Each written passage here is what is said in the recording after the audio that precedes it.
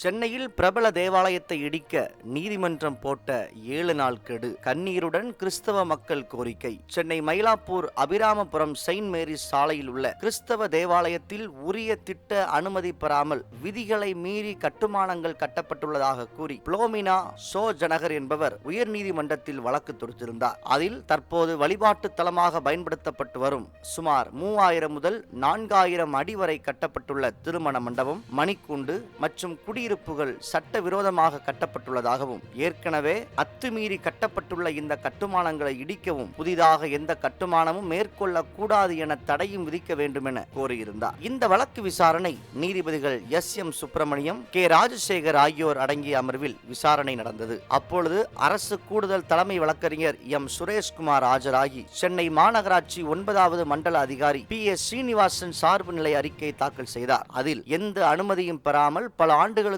முன்பு கட்டப்பட்ட கிறிஸ்தவ தேவாலயத்தை சீரமைக்கும் நோக்கில் புதிய கட்டுமான பணிகள் மேற்கொள்ளப்பட்டு வருகிறது. இந்நிலையில் இந்த கிறிஸ்தவ ஆலய கட்டுமான பணிகளை CMDA மற்றும் மாநகராட்சி அதிகாரிகள் போலீசாரின் உதவியுடன் கடந்த மார்ச் 22ஆம் தேதியன்று ஆய்வு மேற்கொண்ட போது உரிய திட்ட அனுமதி பெறாமல் புதிதாக சர்ச் கட்டுமானம், நுழைவு வாயில், மணிக்கூண்டு ஆகியவையும் சில குடியிருப்புகளும் என சுமார் 5000 சதுரடி அளவிற்கு எந்த அனுமதியும் பெறாமல் கட்டப்பட்டுள்ளது கண்டறியப்பட்டது. இதனையடுத்து உடனடியாக மணிக்கூண்டு கட்டிடத்துக்கு சீல் வைக்கப்பட்டது. இதை பதிவு செய்து கொண்ட நீதிபதிகள் 3 மாத காலத்தில் இந்த சட்டவிரோத கட்டுமானங்களை அகற்ற மாநகராட்சி, CMDA மற்றும் வருவாய்த்துறை அதிகாரிகள் உரிய நடவடிக்கை எடுத்து நீதிமன்றத்தில் அறிக்கை தாக்கல் செய்ய வேண்டும் என உத்தரவிட்டுள்ளனர். இதன் பேரில் 2 தினங்களுக்கு முன்பு தேவாலயத்தை இடிக்க வருவாய்த்துறை அதிகாரிகள் மற்றும் காவல்துறையினர் பாதுகாப்போடு முயற்சிகள் மேற்கொள்ளப்பட்டது. அப்பொழுது திருச்சபையை சேர்ந்த கிறிஸ்தவ மக்கள் கண்ணீருடன் தங்கள் வேதனையை பகிர்ந்துள்ளனர். இந்த தேவாலயம் தற்போது கட்டப்பட்ட தேவாலயம் அல்ல,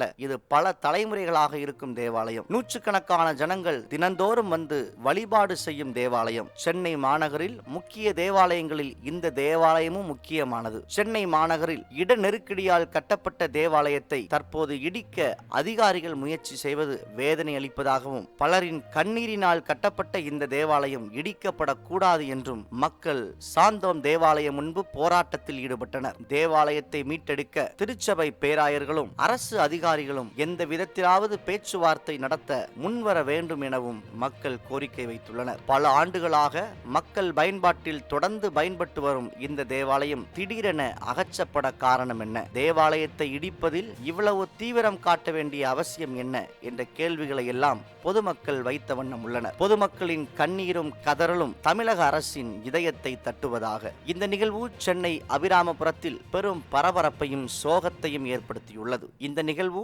இனிவரும் தலைமுறைகளுக்கு ஒரு பாடமாக அமையும். இந்த நிகழ்வின் உண்மை தன்மையை அரசு ஆராய வேண்டும். அதே நேரம் எல்லாவற்றிற்கும் காரணம் அரசுதான் என்று ஒற்றை வார்த்தையில் குறை சொல்லிவிடாமல் நமது கட்டிடங்களுக்கு உரிய உரிமம் பெறுவதும் அவசியம் என்பதை உணர்த்துகிறது இந்த சம்பவம். தங்கள் தேவாலயத்தை மீட்டெடுக்க கண்ணீரோடு போராடும் கிறிஸ்தவ மக்களின் கோரிக்கை நிறைவேற்றப்பட நாமும் வேண்டுதல் செய்வோம். உங்கள் நண்பர்களுக்கும் தவறாமல் இந்த காணொளியை பகிர்ந்து கொள்ளுங்கள். சிறுக சிறுக சேமித்ததின் பலனால் உருவான மாபெரும் கட்டிடம் கண்முன்னே இடிக்கப்படுவதை எவராலும் ஏற்க முடியாது. தமிழக அரசு நீதி செய்ய வேண்டும் என இந்த காணொளி காட்சி வழியாக பொதுமக்களின் குரல் பதிவு செய்யப்படுகிறது. எங்களுக்கு தேவையானது இந்த கோயில் பராமரிக்கப்படணும், இந்த மணிகுண்டு இடிக்காமல் இருக்கணும்.